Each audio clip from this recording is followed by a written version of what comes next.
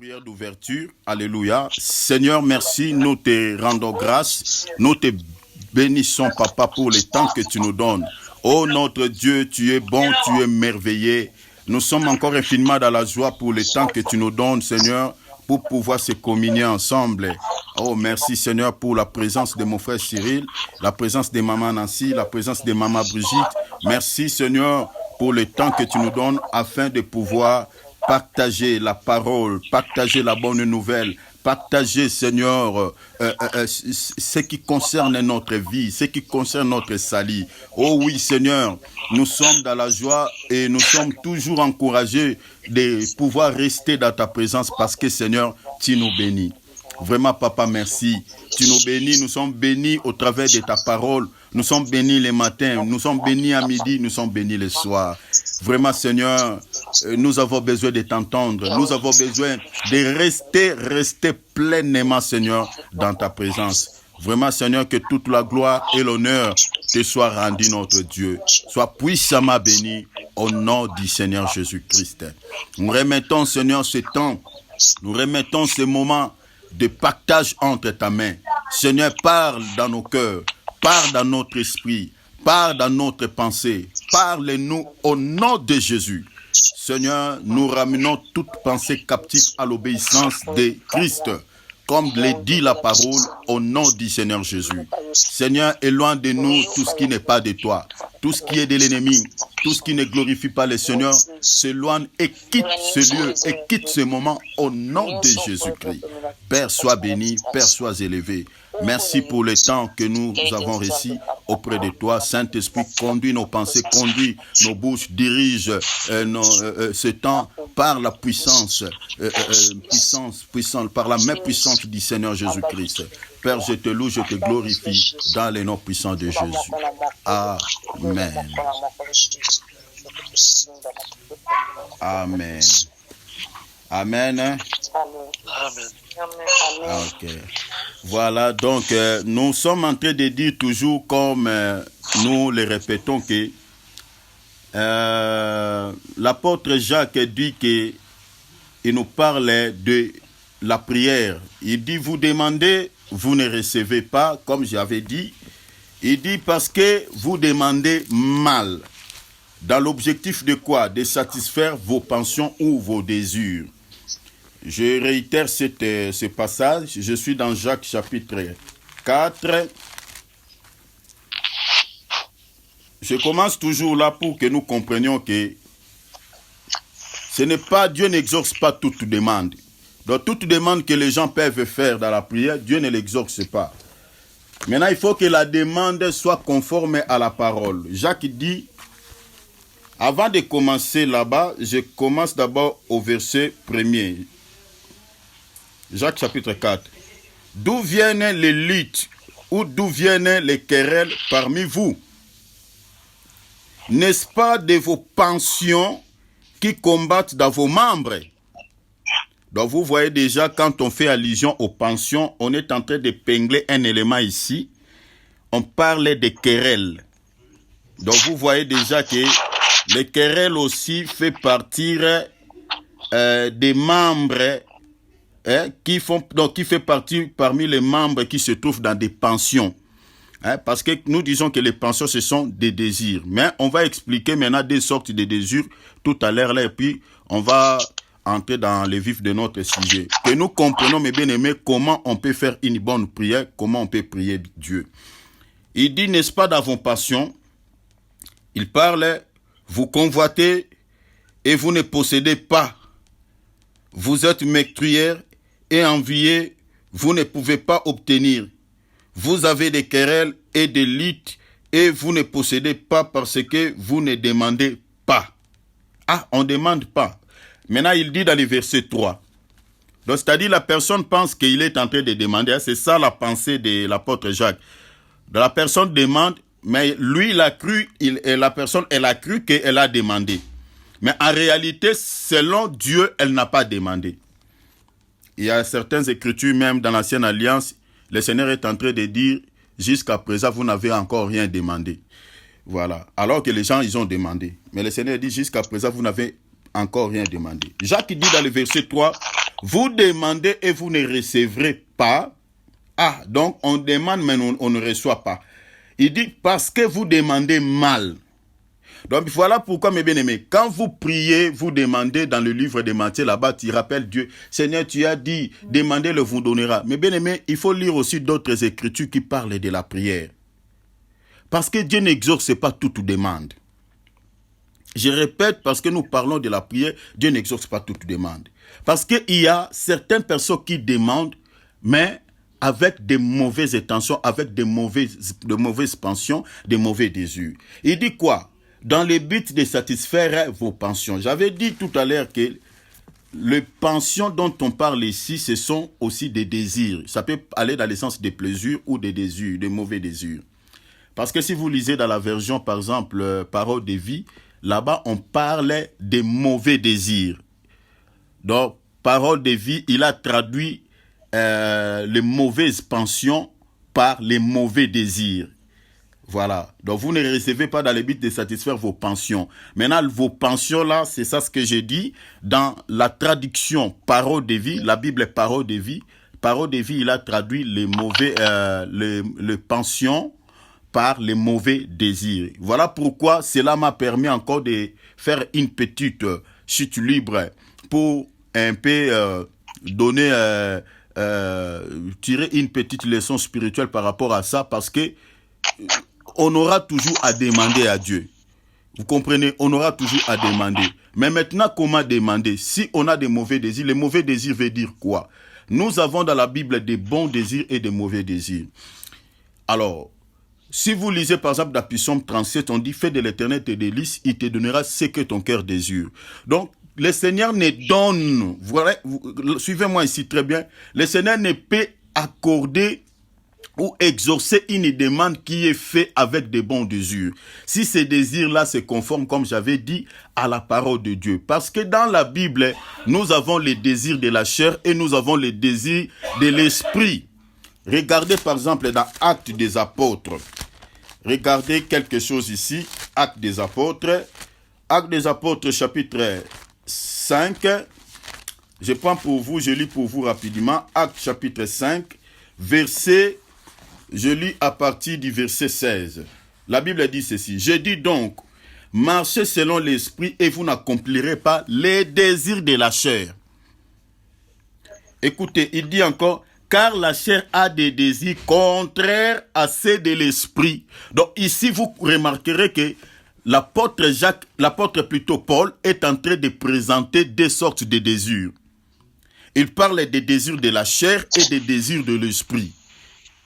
Vous comprenez? Or, maintenant, les désirs de la chair, c'est quoi? Et les désirs de l'esprit, c'est quoi?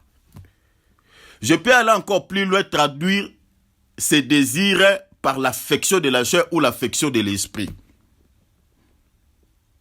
Parce que les désirs de la chair, ici, vous allez remarquer que quand vous continuez, par exemple, les versets jusqu'au verset 21, vous allez voir que l'apôtre Paul, il a énuméré ici tout ce qui est comme désir de la chair. Mais maintenant, quand on a par exemple l'esprit d'envie, je récupère seulement un élément parmi les désirs de la chair. Parce que ton ami avait acheté un téléphone, voilà, de qualité, ou ton ami avait acheté, voilà, un vêtement, tout ça, qui est au top, qui est en mode. Mais maintenant, quand toi tu as vu ça, tu commences à prier Dieu en fonction de ce que tu avais vu chez l'autre et que Dieu puisse te bénir, te donner de l'argent pour pouvoir aller acheter la même chose que tu avais vu sur l'autre. Donc cette prière-là ne sera pas exaucée. Parce que tu as des mauvais désirs. Tes pensions n'est pas bonne.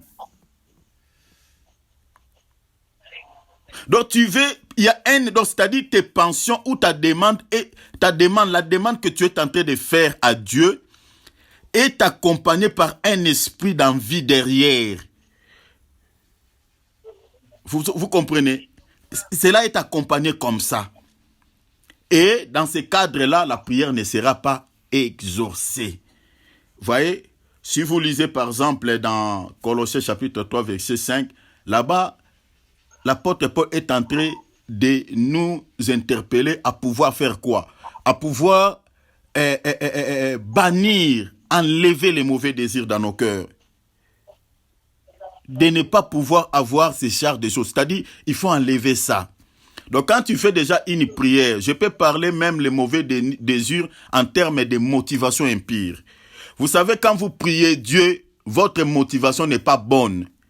Cette prière ne sera pas exaucée. Là, vous êtes tombé par ces panneaux, par ces passages où Jacques dit, vous priez, vous demandez, vous ne recevez pas parce que vous demandez mal en fonction de satisfaire vos pensions. Donc la motivation que tu fais une demande à Dieu doit être d'abord une motivation pire. Ça c'est de 1. De 2, la motivation doit aussi se conformer à la parole de Dieu. Doit être toujours accompagnée par la pensée de la Bible. C'est très important. Alors ça je souligne vraiment, j'ai fait une petite récapitulation par rapport à cela. Mais maintenant, lisons notre passage, notre verset principal.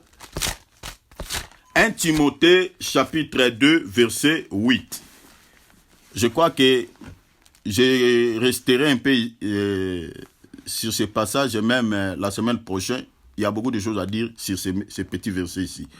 L'apôtre Paul dit, je veux donc que les hommes prient en tout lieu, en élevant des mains pures. Peut-être on reviendra si Dieu nous le permet ici. Mais je vais épingler, expliquer au fait des éléments qui sont mentionnés ici. Il dit en élevant des mains pures sans colère ni mauvaise pensée. Je vais parler d'abord de la colère et puis on va expliquer les mauvaises pensées et puis on va s'arrêter là, on va entrer à la prière. Quand l'apôtre Paul parle, c'est-à-dire avant de prier, donc il faut que ces 3 éléments, donc respecter ces procédures, respecter ce qui est écrit ici. Donc s'il n'y a pas ces 3 éléments, s'il n'y en a pas, par exemple, vous voulez prier Dieu, mais vos mains ou votre main n'est pas pure, ou vous avez en vous la colère, ou vous avez des mauvaises pensées, en d'autres termes, ne prie pas. C'est ça l'idée de l'apôtre Paul ici. Donc, il faut que ces conditions soient remplies. La première des choses dont l'apôtre Paul parle, il dit que les mains que tu soulèves là, soient pires. Ici, je peux parler si je descends même dans la doctrine. Prenons par exemple un voleur, quelqu'un qui a l'habitude de voler. Donc, il a volé par les mêmes mains, peut-être l'argent d'autrui, ou il a volé par les mêmes mains, peut-être un objet quelconque, et dans la prière à l'église, il vient soulever ses mains-là au ciel. Mais bien aimé, vous se moquez de qui? Vous bénissez Dieu par ces mêmes mains qui ont volé l'argent d'autrui ou un objet d'autrui.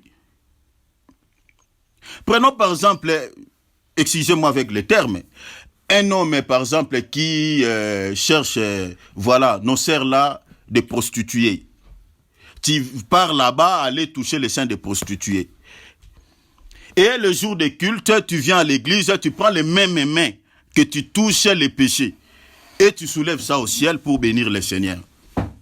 Ça, je prends d'abord même les mains dans le sens vraiment les mains physiques. Je descends vraiment dans la doctrine, dans le sens pragmatique.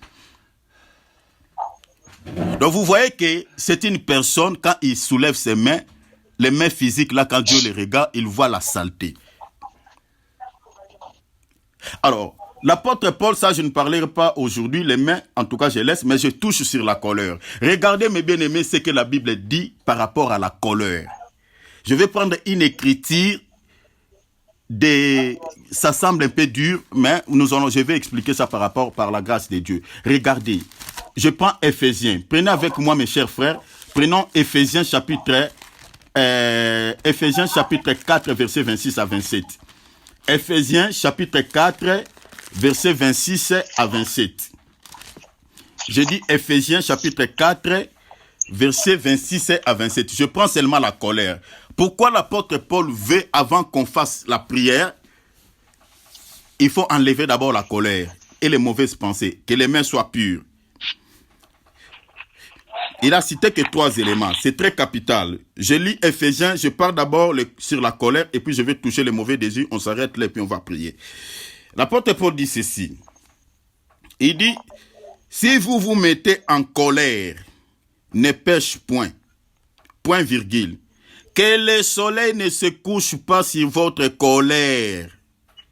Le verset 27, il dit, ne donnez pas l'accès au diable. Ah, vous comprenez? Il y a l'intérêt avant de faire la prière de ne point se mettre en colère parce que ça ouvre une porte à Satan. La colère. Quand on se met à la colère, mes bien-aimés, il y a une porte qui est grandement ouverte à l'ennemi. Donc l'ennemi peut entrer dans votre vie. Comme ça, il entre et puis il fait, voilà ce qu'il peut faire et puis voilà. Vous ne subissez que les conséquences par la suite. La colère. Mais il y a quelque chose qui se cache ici. Il dit quoi? Ne vous mettez pas à la colère. Donc, c'est-à-dire, il dit, si vous vous mettez en colère, ne pêche point. En quelque sorte que la personne peut se mettre en colère, mais attention, que cette colère-là ne te pousse pas à commettre un péché. Et il souligne, il dit que le soleil ne se couche pas sur votre colère. Qu'est-ce que cela veut dire?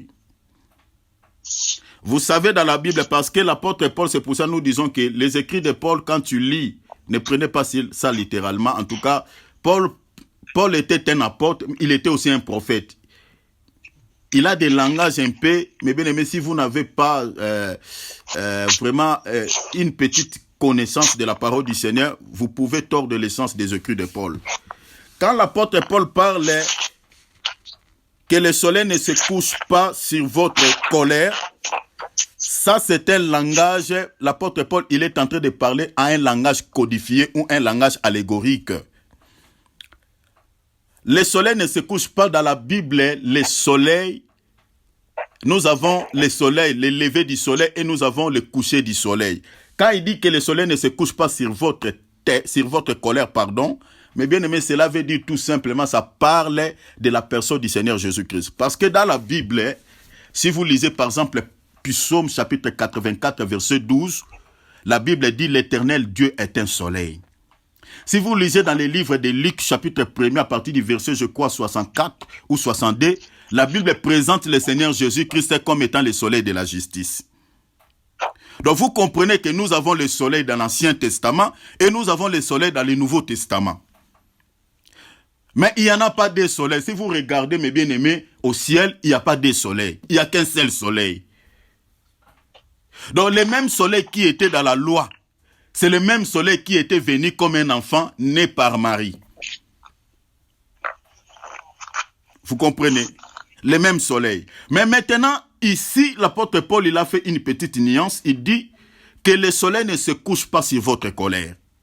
Donc, il parle sur le coucher du soleil. Il ne parle pas du lever du soleil. Or, le lever du soleil dans la Bible, je n'aimerais pas vraiment entrer dans la profondeur de ces choses, mais je donne ça en passant comme ça. Quand on parle du lever du soleil dans la Bible, cela explique le temps du matin ou le temps de la loi, ou le temps par lequel Dieu a marché avec le peuple juif. C'est une dispensation de la loi ou l'ancienne alliance. C'est ça ce qu'on appelle lever du soleil. Quand on parle du coucher du soleil, ça parle de la dispensation de la grâce ou de la nouvelle alliance ou la venue de Jésus-Christ. Et quand est-ce que le soleil s'est couché? Le soleil s'est couché à la croix de Golgotha. Donc le soleil se couche, ça parle de la mort de Jésus-Christ. C'est ça le coucher du soleil. Même au moment où nous sommes en train de parler là, mes bien-aimés, le soleil s'est levé en Orient, c'est-à-dire en Israël. Dieu a commencé là-bas, avec la loi, avec Moïse. Mais maintenant, il a fait la course. Il a fait la course. Il est venu maintenant se coucher où? En Occident. Occident, aujourd'hui, mes bien-aimés, ce n'est pas l'Occident comme nous sommes en Europe, mais l'Occident, selon la Bible, ça parle de la terre ou de l'église. Donc le soleil se couche chez sa femme à l'église. C'est là où Jésus dort avec sa femme. La femme de Jésus, c'est l'église. C'est là où le Seigneur couche.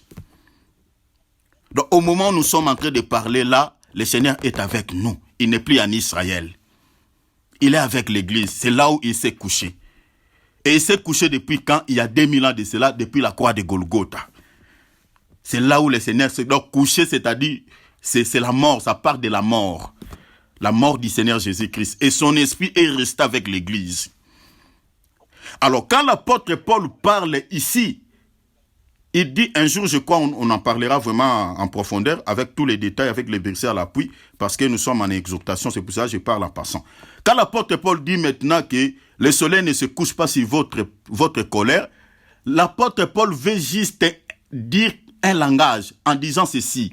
Au fait, quand tu te mets en colère, il faut te rappeler toujours le temps par lequel ou la dispensation par laquelle toi tu vis. Parce que nous ne sommes pas au temps du lever du soleil, mais nous sommes au temps du coucher du soleil. Parce que le soleil s'est déjà couché. Si dans ta tête, tu sais déjà que le soleil s'est déjà couché, qu'est-ce que tu vas faire? Tu dis, le soleil s'est couché il y a 2000 ans de cela. Mais moi, étant qu'un enfant de Dieu, est-ce que je peux me mettre en colère? Parce que c'est à cause des péchés que le soleil s'est couché il y a 2000 ans de cela. Donc, en d'autres termes, un enfant de Dieu, celui qui veut se mettre en colère, tu dois toujours se rappeler dans ton esprit qu'il y a quelqu'un qui était mort pour que j'abandonne cette attitude, pour que j'abandonne ces comportements, pour que j'abandonne la colère. C'est ça le langage que l'apôtre Paul veut dire dans ce passage de Ephésiens chapitre 4, versets 26 à 27. Vous comprenez? Mes bien-aimés, je vous demande juste, par la grâce du Seigneur, accordez-moi, parce que le bien-aimé Philippe travaille la nuit, mon bien-aimé Cyril, maman Nancy, maman Brigitte, vous m'accordez juste par les compassions du Seigneur Jésus-Christ 5 minutes seulement. Pour que les frères, voilà, s'il vous plaît vraiment, je vous demande par la grâce du Seigneur, ne vous déconnectez pas, restez là, et puis 5 minutes seulement, et puis je termine avec le frère, et puis on va continuer, s'il vous plaît. Salut bien le frère, merci. Voilà, il est là, il vous attend. Salutations aussi. Salut. Courage à toi. Merci.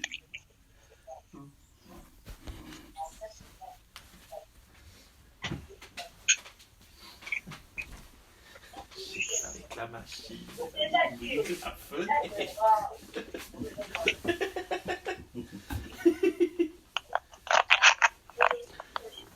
Ouvrir la fenêtre.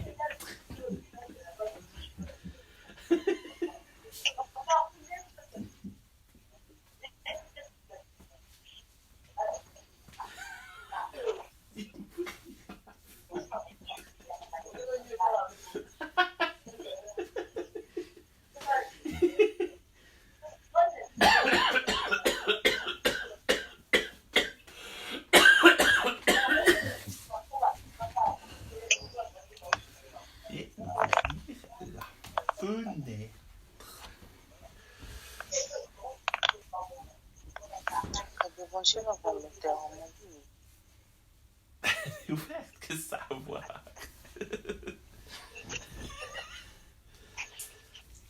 Le chef te remarque là, il te dira, Philippe, toi tu joues avec moi. Ouais, chef.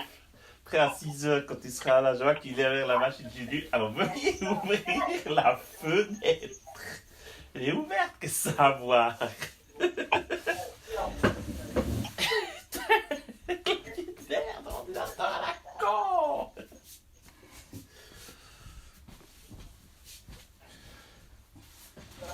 Allez-y, mon frère.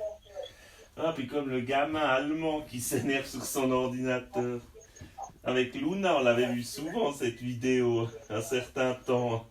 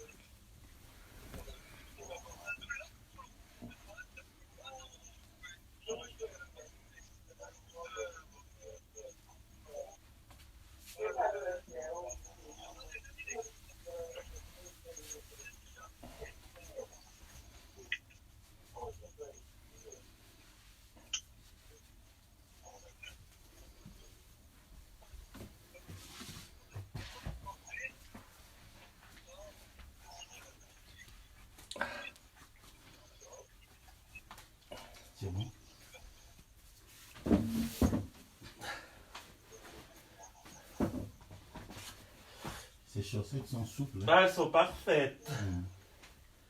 Merci.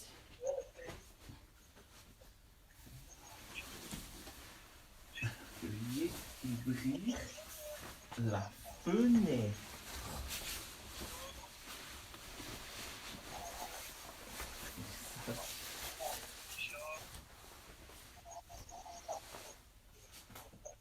Tu as les masques, Oui. les désinfectants. Oui. Je vérifie. Oui, oui. On va en mettre un peu.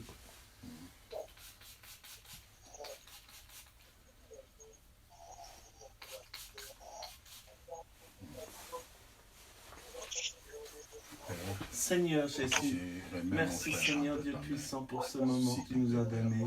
Seigneur Jésus, je te remets mon frère Thierry, sois avec lui dans son programme et dans son moment de partage avec les frères et sœurs au nom de Jésus-Christ. Et enlève tout ce qui est diabolique qui n'est pas de toi de mon frère. Aide-moi, Seigneur Jésus. Merci d'être avec nous, Seigneur Jésus-Christ. Et je te remets ma nuit. Donne-moi la force de faire le travail. Sois béni, sois loué. Et sois avec nous, frère Thierry, pendant son niveau spirituel. Et donne aussi un sommeil physique apaisant, Seigneur Jésus. Sois béni, sois loué. En ton puissant nom, Seigneur Jésus-Christ. Amen. Dieu te bénisse. Toi aussi. Amen. Amen. Ciao. Bonne nuit, mon frère. À demain.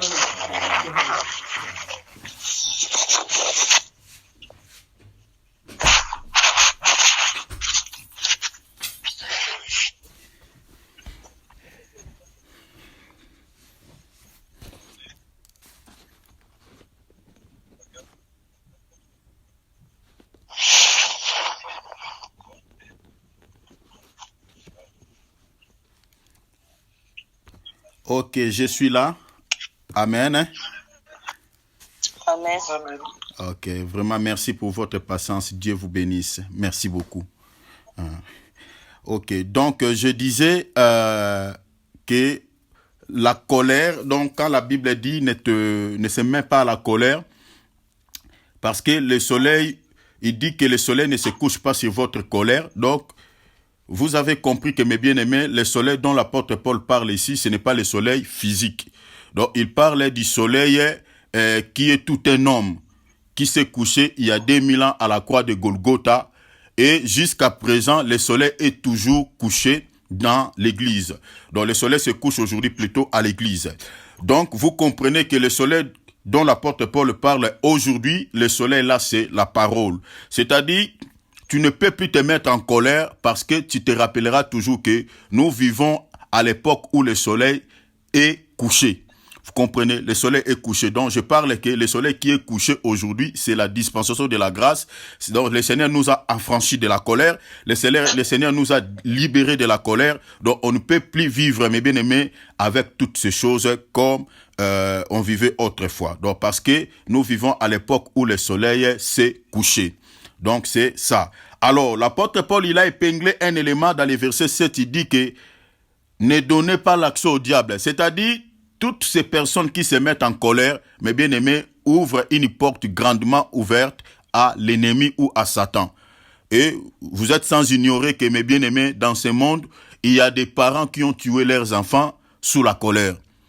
Il y a des gens qui ont empoisonné les autres sous la colère. Il y a les hommes qui ont aujourd'hui peut-être sa femme est devenue par exemple aveugle ou peut-être infirme sous la colère parce qu'il avait tapé sérieusement sa femme. Il y a des femmes aussi qui ont brûlé leur mari sous la colère parce qu'il lui avait dit quelque chose ou il lui avait fait quelque chose qui l'a énervé et du coup il a pris par exemple de l'eau chaude, il a jeté sur son mari. Donc il y a beaucoup de choses, beaucoup de dégâts qui se sont faits à travers le monde à cause de la colère. Donc un enfant de Dieu qui se met tout le temps à la colère ne peut pas plaire à Dieu. Regardez mes bien-aimés, donc déjà quand tu te mets en colère, on ne prie pas. Voilà. Alors regardez ce que la Bible dit. Je prends encore un élément. Par exemple, je parle toujours de la colère. Je prends une écriture par exemple dans... Écoutez ce que Jacques dit par rapport à la colère. Je prends Jacques chapitre 1er verset. 19 à 20. Jacques chapitre 1er, verset 19 à 20. Regardez ce que Jacques dit par rapport à la colère. Jacques dit ceci, je lis pour vous au nom de Jésus. Jacques dit, je lis au nom de Yeshua, il dit, je suis dans les versets 19 à 20. Il dit ceci, sachez-les, mes frères bien-aimés, ainsi que tout homme soit prompt à écouter. Et il dit, l'un à parler, l'un à se mettre en colère. Donc, un enfant de Dieu ne peut pas. Parce que Jacques veut dire tout simplement que la colère, en quelque sorte, c'est quelque chose qui est inévitable. Personne, je pense, dans ce monde peut dire qu'il ne s'est jamais mis en colère. Même un enfant peut s'énerver, peut se mettre en colère. Parce que tu as récupéré peut-être son bonbon. Parce que tu as touché à sa nourriture, il peut se fâcher, il jette tout. Donc c'est quelque chose, c'est un sentiment qui se trouve déjà dans l'homme. Mais maintenant, si ce sentiment est mal géré, c'est ça ce qui peut causer des dégâts. C'est pour cela que tu vois l'apôtre Paul dit, quand tu te mets en colère, ne pêche pas. Donc la colère peut venir. Mais quand tu te mets en colère, l'apôtre Paul dit ne pêche pas. Pécher dans ce sens, dans le contexte dont l'apôtre Paul parle, c'est-à-dire commettre un dégât sous la colère.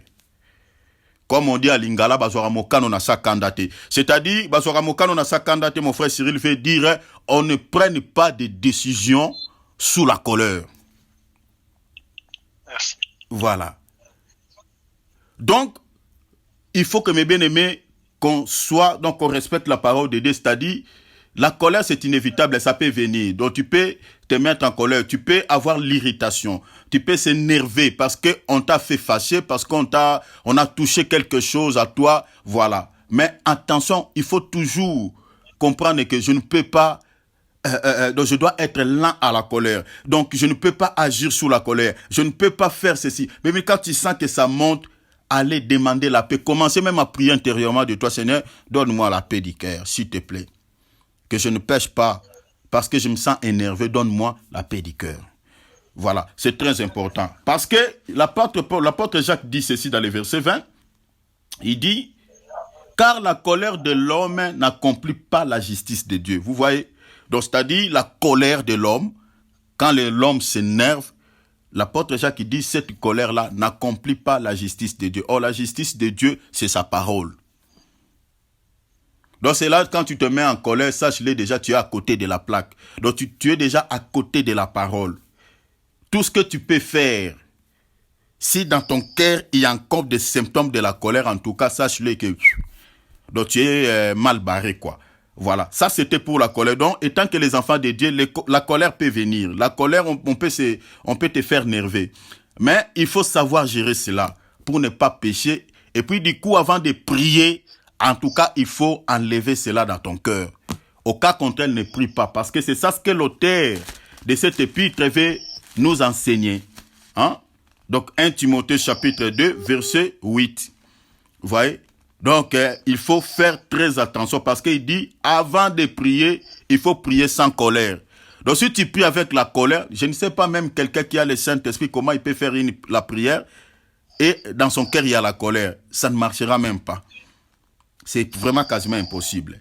Maintenant, la deuxième des choses, il a souligné, il a dit, ni mauvaise pensée. Ouf, ça, on peut faire tout un enseignement, mais j'aimerais parler un peu pour que nous puissions prier. Les mauvaises pensées. Il y a déjà, les mauvaises pensées, ici, je peux dire que, je peux scinder ça même en deux. Il y a des mauvaises pensées, bon, toute mauvaise pensée vient d'abord de l'ennemi, mais il y a des mauvaises pensées qui sont ennemis de la foi. Des mauvaises pensées qui s'opposent à la parole de Dieu. Des mauvaises pensées qui s'opposent à la foi. Des mauvaises pensées qui s'opposent à l'action du Saint-Esprit ou à l'œuvre de Dieu. Prenons par exemple quand le Seigneur opérait les miracles, guérissait les malades.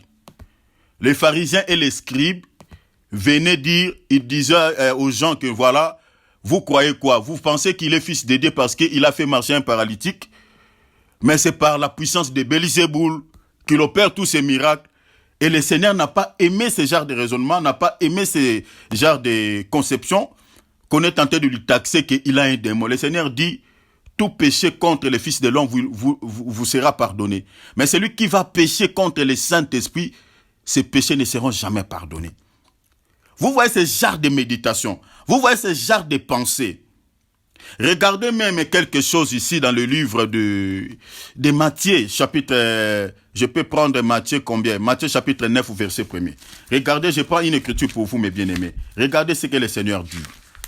Matthieu chapitre 9, vous pouvez noter. Matthieu chapitre 9, verset 1er à 5. Matthieu chapitre 9, verset 1er à 5. Je lis, regardez. Je lis. Jésus étant monté dans une barque traversa la mer, et alla dans sa ville. Et voici, on lui amena un paralytique couché sur un lit. Regardez, suivez bien cette lecture.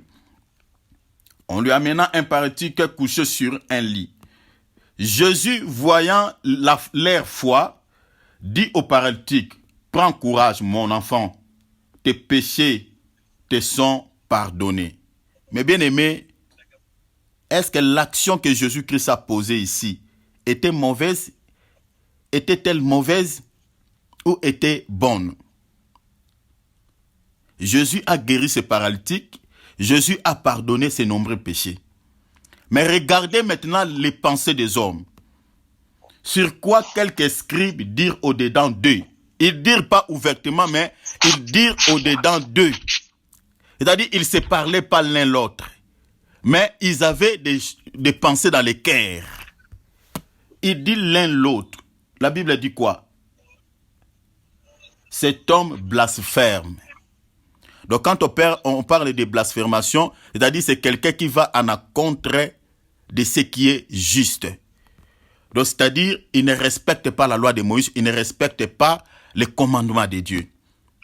Pourquoi? Parce que Jésus avait dit à ces paralytiques, tes péchés sont pardonnés. Maintenant, Jésus connaissant ce qui était dans leur cœur, écoutez ce que Jésus dit. Et Jésus connaissant leurs pensées,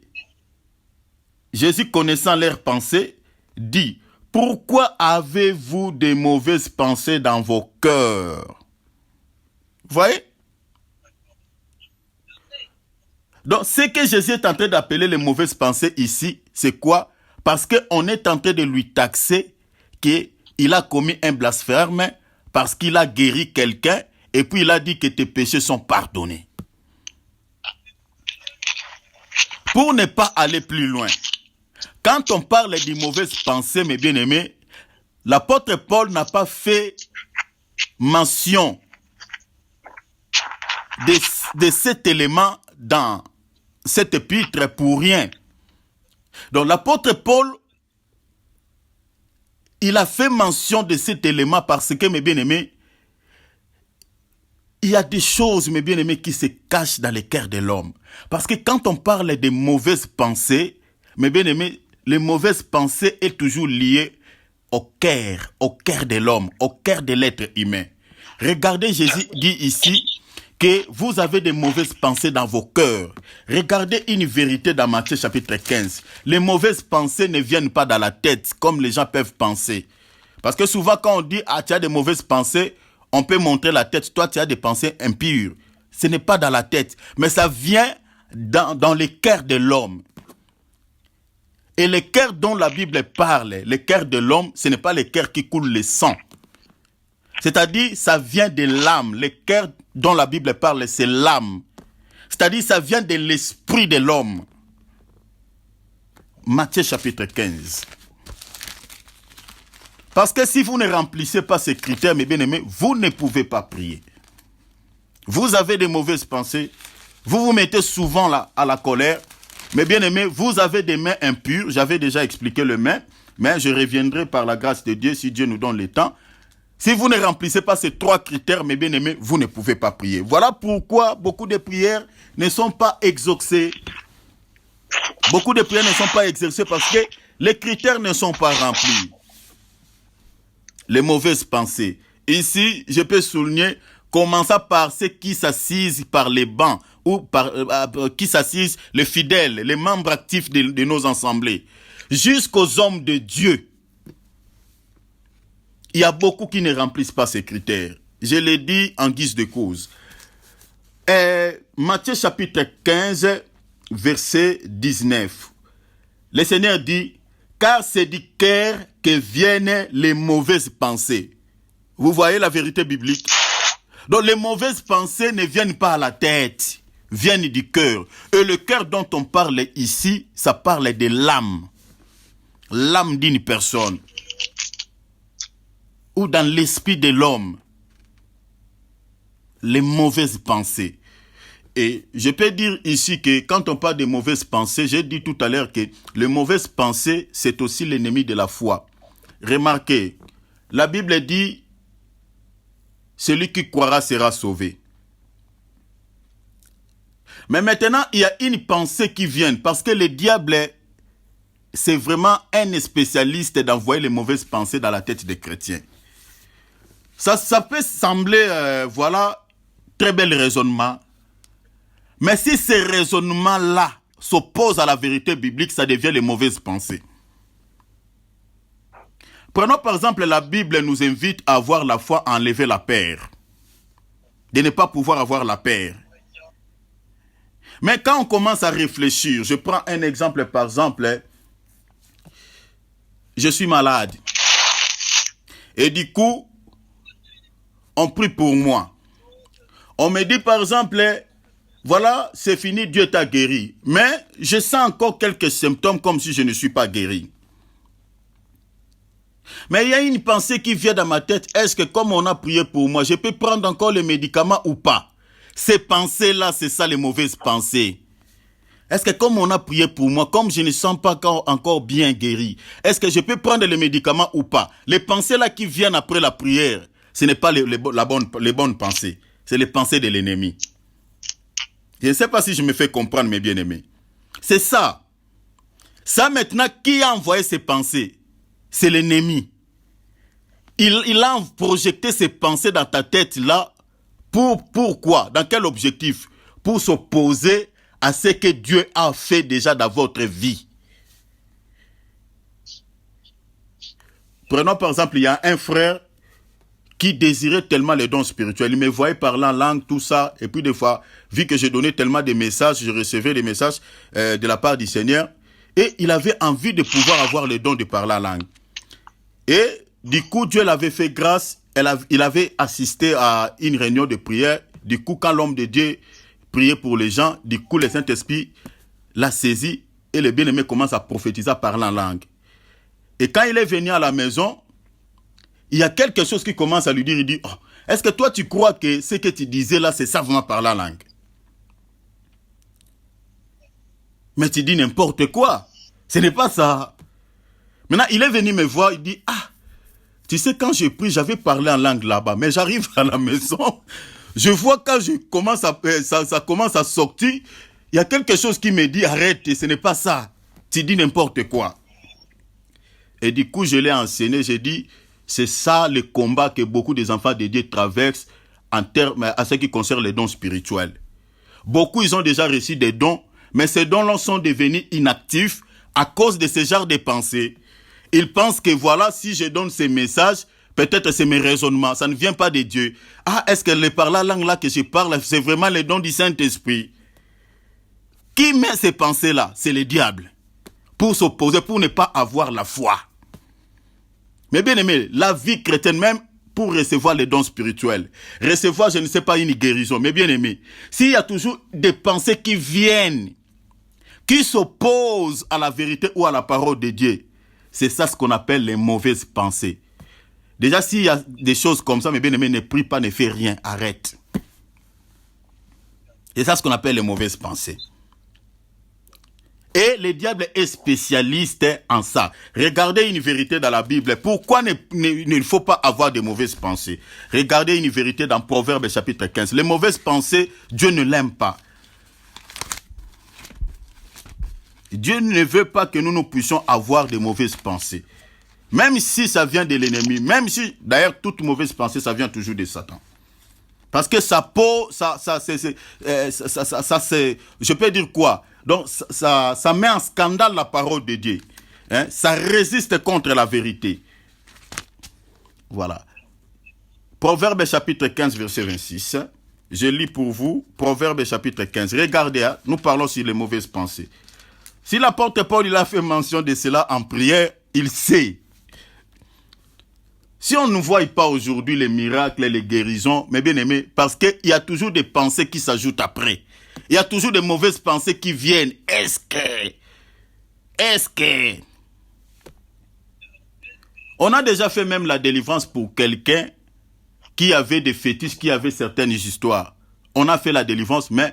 Et après, quand on part chez lui pour récupérer des trucs, il dit non, ça c'est rien, c'est juste, ça peut guérir même physiquement. On dit frère, selon la parole de Dieu, il faut tout remettre, on va brûler ça. Il dit mais ça peut m'aider. Hein? Donc il y a toujours des pensées, oh mon Dieu, des pensées qui viennent, et ça vient de l'ennemi. L'ennemi lui fait croire que mais, tu peux jeter même des statues, mais ça là tu peux garder. C'est parce que ça n'a rien à voir avec des fétiches.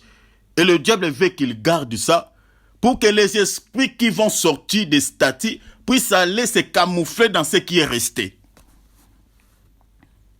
Mais bien aimé, à chaque fois quand vous voulez faire quelque chose pour Dieu et qu'il y a des pensées qui viennent après, qui s'opposent à ce que vous voulez faire pour Dieu, ou qui s'opposent, mes bien-aimés, à ce que Dieu a fait dans votre vie, sachez-le que c'est ça ce qu'on appelle les mauvaises pensées, et ça vient tout droit de l'ennemi.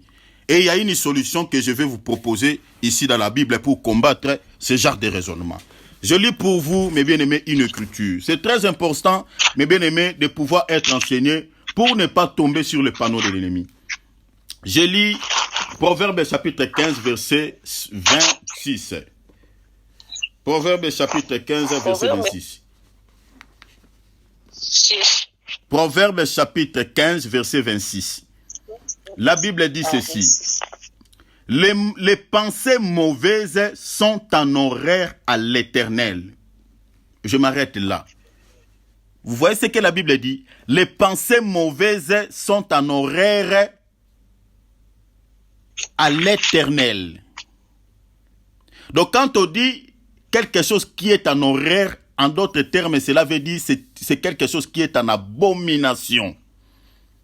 Donc, on est en train de les comparer avec des péchés comme des homosexualités. C'est-à-dire, entre les hommes qui se marient entre eux, les femmes qui se marient entre eux. Ce sont ces genres de péchés qu'on appelle en horreur devant Dieu. Ce sont des péchés qui sont en horreur. Donc, les gens sont en train de commettre quelque chose incommettable. En horreur, abominable. Les mauvaises pensées. Parce que ça ne plaît pas au Seigneur. S'oppose à la vérité. C'est pour cela que vous allez voir que, c'est pour ça, mon bien-aimé, avant de prier, si vous avez des arrière-pensées, mes bien-aimés, commencez d'abord à combattre cela. C'est inévitable, ça viendra, mais il faut l'éviter, il faut le combattre. Regardez ce que la Bible dit. Je vous donne maintenant quelques pistes. Voilà, on va terminer par là, parce qu'on a consommé énormément l'air. 2 Corinthiens chapitre 10, verset 5. Regardez ce que l'apôtre Paul dit ici. 2 Corinthiens chapitre 5. Donc, je suis en train de citer déjà. 2 Corinthiens, chapitre 10, verset 5. Je lis pour vous. Écoutez ce que l'apôtre Paul dit. Nous renversons les raisonnements et toute hauteur qui s'élève contre la connaissance de Dieu. Et nous amenons toute pensée captive à l'obéissance de Christ. Donc, c'est-à-dire, s'il y a une pensée qui s'oppose à la vérité, l'apôtre Paul dit quoi? Nous sommes en train de ramener toute pensée captive à l'obéissance de Christ. C'est-à-dire, ça ne sert à rien qu'une pensée vienne qui s'oppose à Christ. Mais nous voulons que toute pensée, quand nous prêchons la parole, puisse être captif à l'obéissance de Christ. Quand on dit captif à l'obéissance de Christ, c'est-à-dire captif à l'obéissance de la parole.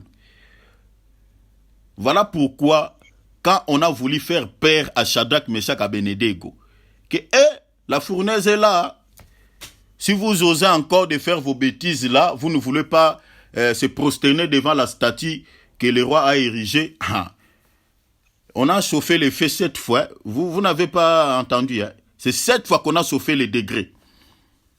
Et vous serez jeté là-bas. Regardez votre sort. Donc, obéissez seulement. Donc, on a voulu faire introduire la paix dans leurs esprits. Mais ces gens se sont opposés à la paix.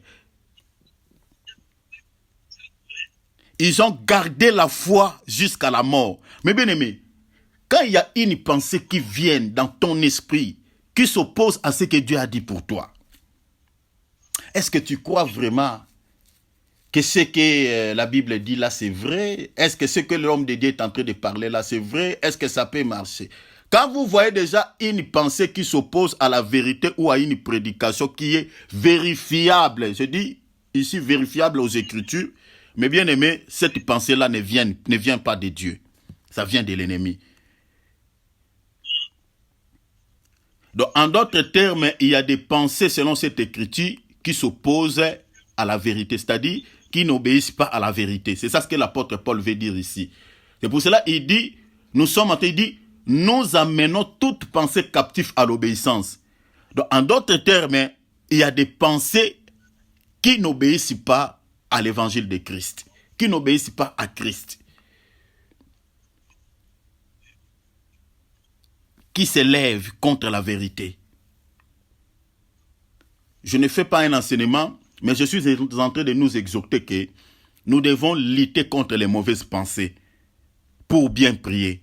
Ça vient du cœur et souvent l'ennemi oppresse beaucoup de gens par des pensées. Je connais la vie de plusieurs personnes quand on parle même de stress, des angoisses. Mais bien aimé, la plupart des cas, des gens qui sont tellement stressés, qui sont tellement angoissés, mais bien aimé, ça vient souvent au niveau des pensées. Il y a des choses qui se passent dans leurs pensées. Et c'est l'ennemi, le diable, qui est spécialiste dans ces domaines. Parce que le diable sait que quand une personne a de mauvaises pensées, d'abord, il ne peut pas prier, parce que le diable connaît les Écritures, il ne peut pas prier. Et puis le diable sait que la deuxième chose, il est en train de commettre quelque chose d'abominable devant Dieu, parce que Dieu est contre des gens qui ont de mauvaises pensées. Et lui, il est spécialiste de projeter des mauvaises pensées dans la tête des gens. Des pensées qui s'opposent à la vérité. Des pensées qui s'opposent à la foi. Des pensées qui n'obéissent pas à l'évangile de Christ, à la connaissance de Dieu. Mais maintenant, comment faire? Comment vaincre les mauvaises pensées? Ici, j'ai envie de vous parler de confession de foi. Bon. Regardons une écriture dans Philippiens. Je vais terminer par là. Prenons Philippiens chapitre 4, versets 7 à 8. Philippiens chapitre 4, versets 7 à 8. Je lis pour vous. Moi, je pense que par rapport à cette écriture, pour vaincre les mauvaises pensées, vous pouvez même les réciter quand quelque chose qui ne va pas. Quand vous sentez toujours qu'il y a des mauvaises pensées qui arrivent. Parce que on peut faire tout un enseignement, on peut parler de moi et de moi sur des mauvaises pensées. Il y a beaucoup de choses à dire ici. Beaucoup. Mais vu qu'on est dans l'exhortation, on ne peut pas aller trop loin. Maintenant, comment vaincre les mauvaises pensées? Philippiens chapitre 4, versets 7 à 8. Parce que nous disons que ce sont les éléments que l'apôtre Paul a énumérés. Ce n'est pas moi, c'est l'apôtre Paul qui a énuméré ça. Il dit qu'il faut que les mains soient pures, il faut enlever la colère, il faut enlever les mauvaises pensées avant de faire la prière. Vous voyez?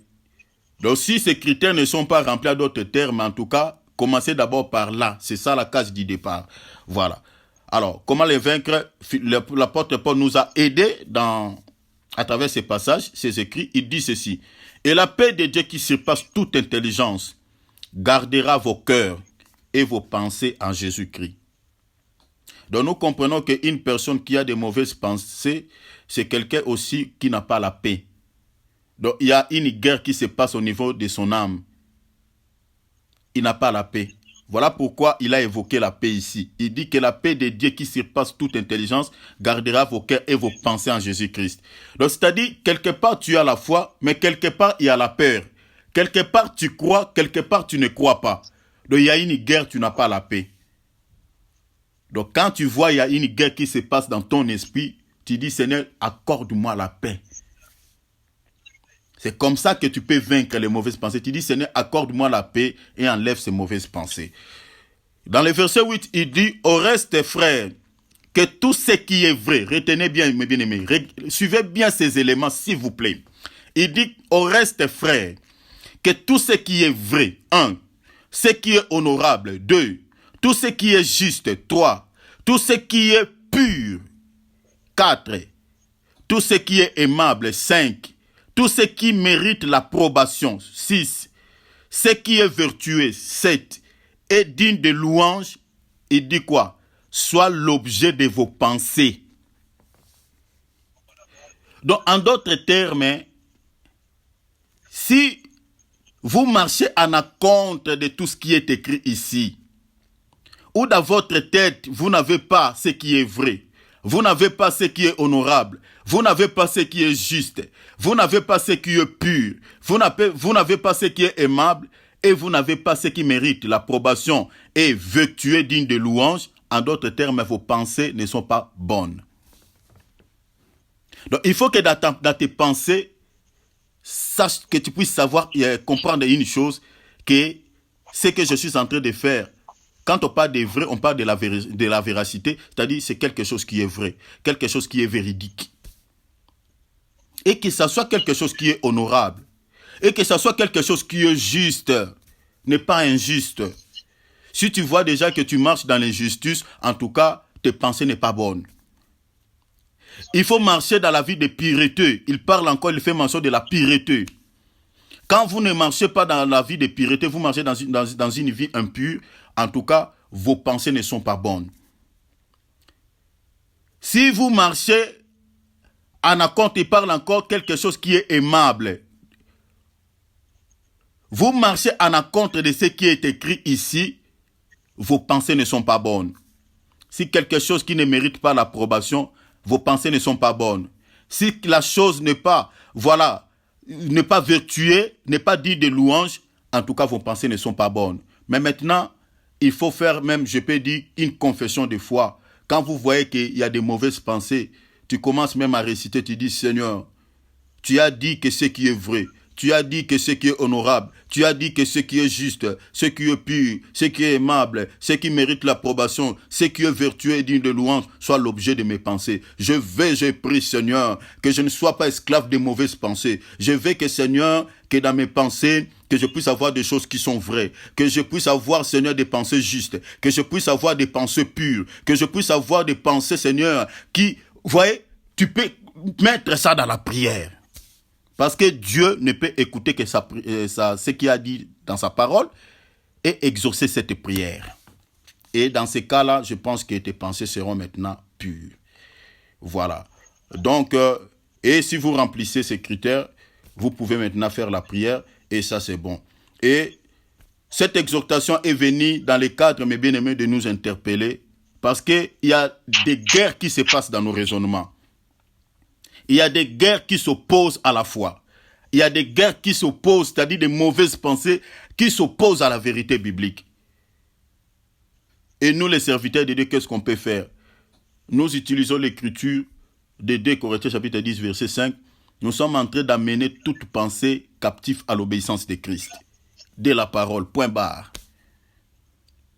À l'obéissance de la Christ, c'est-à-dire, je reste dans la parole et la parole est là pour nous aider à pouvoir renverser toute forteresse de montagnes et de collines. Parce que si on n'a pas la foi, si on marche à la désobéissance de la parole de Christ, c'est fini. C'est fini. On est à côté de la plaque. Voilà, je m'arrête là. Je ne sais pas si vous avez des questions ou vous avez quelque chose à dire. Je vous laisse la parole.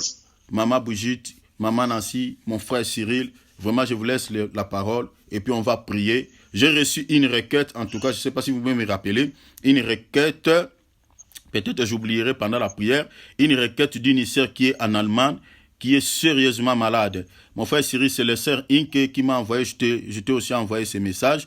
Donc, oui, merci beaucoup. Merci. Amen, mon frère. Donc, elle est malade. La sœur, je crois que son nom, je vous donnerai son nom. On va prier pour cette personne. Elle est sérieusement malade. Et Inke m'a dit, mon frère Cyril, que, en tout cas, depuis qu'on a fait la prière pour elle, en tout cas, jusque-là, ce problème-là n'est plus revenu. Donc, vraiment, vraiment, c'est bien, quoi. Sa santé, c'est normal, quoi. Voilà. Donc, ça, c'est un témoignage. Tu vois que Dieu est amour, même si quelqu'un s'éloigne de Dieu, mais Dieu ne récupère pas sa guérison. Ça, c'est l'amour du Père. Voilà. Dieu est amour. Vraiment, ça, c'est magnifique. Je ne sais pas si on a quelque chose à dire, mon frère Cyril. Je ne sais pas, mon frère. Je ne sais pas du tout là. Je sais pas. Vraiment. D'accord, mon frère. Pas de souci. Maman Brigitte.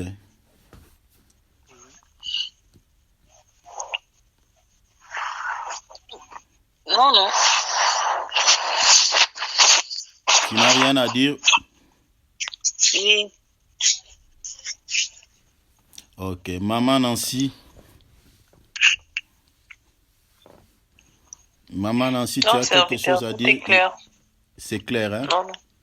Oui, merci beaucoup pour Amen. Derrière pour moi. le message. Merci beaucoup. Ouais, est-ce que notre sœur, elle dort, hein? Parce qu'on n'entend plus sa voix. Oui, bientôt elle va faire de l'eau.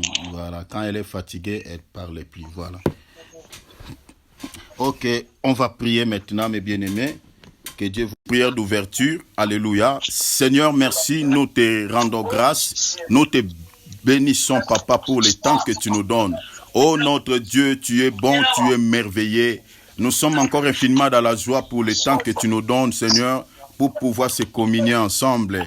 Oh, merci, Seigneur, pour la présence de mon frère Cyril, la présence de maman Nancy, la présence de maman Brigitte. Merci, Seigneur, pour le temps que tu nous donnes afin de pouvoir partager la parole, partager la bonne nouvelle, partager, Seigneur, ce qui concerne notre vie, ce qui concerne notre salut.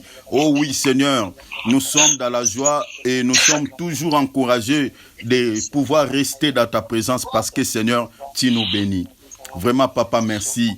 Tu nous bénis, nous sommes bénis au travers de ta parole. Nous sommes bénis les matins, nous sommes bénis à midi, nous sommes bénis le soir. Vraiment, Seigneur, nous avons besoin de t'entendre. Nous avons besoin de rester pleinement, Seigneur, dans ta présence. Vraiment, Seigneur, que toute la gloire et l'honneur te soient rendus, notre Dieu. Sois puissamment béni au nom du Seigneur Jésus-Christ. Nous remettons, Seigneur, ce temps. Nous remettons ce moment de partage entre ta main. Seigneur, parle dans nos cœurs, parle dans notre esprit, parle dans notre pensée. Parle-nous au nom de Jésus. Seigneur, nous ramenons toute pensée captive à l'obéissance de Christ, comme le dit la parole, au nom du Seigneur Jésus. Seigneur, éloigne de nous tout ce qui n'est pas de toi, tout ce qui est de l'ennemi, tout ce qui ne glorifie pas le Seigneur, s'éloigne et quitte ce lieu, et quitte ce moment au nom de Jésus-Christ. Père, sois béni, Père, sois élevé. Merci pour le temps que nous avons reçu auprès de toi. Saint-Esprit, conduis nos pensées, conduis nos bouches, dirige ce temps par la puissance, par la main puissante du Seigneur Jésus-Christ. Père, je te loue, je te glorifie dans les noms puissants de Jésus. Amen. Amen. Amen. Amen. Ok. Voilà, donc nous sommes en train de dire toujours, comme nous le répétons, que l'apôtre Jacques dit qu'il nous parle de la prière. Il dit, vous demandez, vous ne recevez pas, comme j'avais dit. Il dit, parce que vous demandez mal. Dans l'objectif de quoi? De satisfaire vos pensions ou vos désirs. Je réitère ce passage. Je suis dans Jacques chapitre 4. Je commence toujours là pour que nous comprenions que ce n'est pas, Dieu n'exauce pas toute demande. Donc toute demande que les gens peuvent faire dans la prière, Dieu ne l'exauce pas. Maintenant, il faut que la demande soit conforme à la parole. Jacques dit, avant de commencer là-bas, je commence d'abord au verset 1er. Jacques chapitre 4. D'où viennent les luttes ou d'où viennent les querelles parmi vous? N'est-ce pas de vos passions qui combattent dans vos membres? Donc vous voyez déjà, quand on fait allusion aux pensions, on est en train de pingler un élément ici. On parle des querelles. Donc vous voyez déjà que les querelles aussi fait partir des membres qui fait partie parmi les membres qui se trouvent dans des pensions. Parce que nous disons que les pensions, ce sont des désirs. Mais on va expliquer maintenant des sortes de désirs tout à l'heure là, et puis on va entrer dans le vif de notre sujet. Que nous comprenons, mes bien-aimés, comment on peut faire une bonne prière, comment on peut prier Dieu. Il dit, n'est-ce pas, dans vos passions, il parle, vous convoitez et vous ne possédez pas. Vous êtes meurtrières et enviées, vous ne pouvez pas obtenir. Vous avez des querelles et des luttes et vous ne possédez pas parce que vous ne demandez pas. Ah, on ne demande pas. Maintenant, il dit dans le verset 3. Donc, c'est-à-dire, la personne pense qu'il est en train de demander. C'est ça la pensée de l'apôtre Jacques. La personne demande, mais lui, il a cru, la personne, elle a cru qu'elle a demandé. Mais en réalité, selon Dieu, elle n'a pas demandé. Il y a certaines écritures, même dans l'Ancienne Alliance, le Seigneur est en train de dire, jusqu'à présent, vous n'avez encore rien demandé. Voilà. Alors que les gens, ils ont demandé. Mais le Seigneur dit, jusqu'à présent, vous n'avez encore rien demandé. Jacques dit dans le verset 3, vous demandez et vous ne recevrez pas. Ah, donc on demande mais on ne reçoit pas. Il dit parce que vous demandez mal. Donc voilà pourquoi, mes bien-aimés, quand vous priez, vous demandez dans le livre de Matthieu, là-bas, tu rappelles Dieu, Seigneur, tu as dit, demandez-le, vous donnera. Mais bien-aimés, il faut lire aussi d'autres écritures qui parlent de la prière. Parce que Dieu n'exauce pas toute demande. Je répète, parce que nous parlons de la prière, Dieu n'exauce pas toute demande. Parce qu'il y a certaines personnes qui demandent, mais avec des mauvaises intentions, avec de mauvaises pensions, des mauvais désirs. Il dit quoi? Dans le but de satisfaire vos pensions. J'avais dit tout à l'heure que les pensions dont on parle ici, ce sont aussi des désirs. Ça peut aller dans le sens des plaisirs ou des désirs, des mauvais désirs. Parce que si vous lisez dans la version, par exemple, Parole de vie, là-bas, on parle des mauvais désirs. Donc, Parole de vie, il a traduit les mauvaises pensions par les mauvais désirs. Voilà. Donc, vous ne recevez pas dans le but de satisfaire vos pensions. Maintenant, vos pensions, là, c'est ça ce que j'ai dit. Dans la traduction Parole de vie, la Bible est Parole de vie. Parole de vie, il a traduit les mauvais, les pensions par les mauvais désirs. Voilà pourquoi cela m'a permis encore de faire une petite chute libre pour un peu donner, tirer une petite leçon spirituelle par rapport à ça, parce que on aura toujours à demander à Dieu. Vous comprenez? On aura toujours à demander. Mais maintenant, comment demander? Si on a des mauvais désirs, les mauvais désirs veut dire quoi? Nous avons dans la Bible des bons désirs et des mauvais désirs.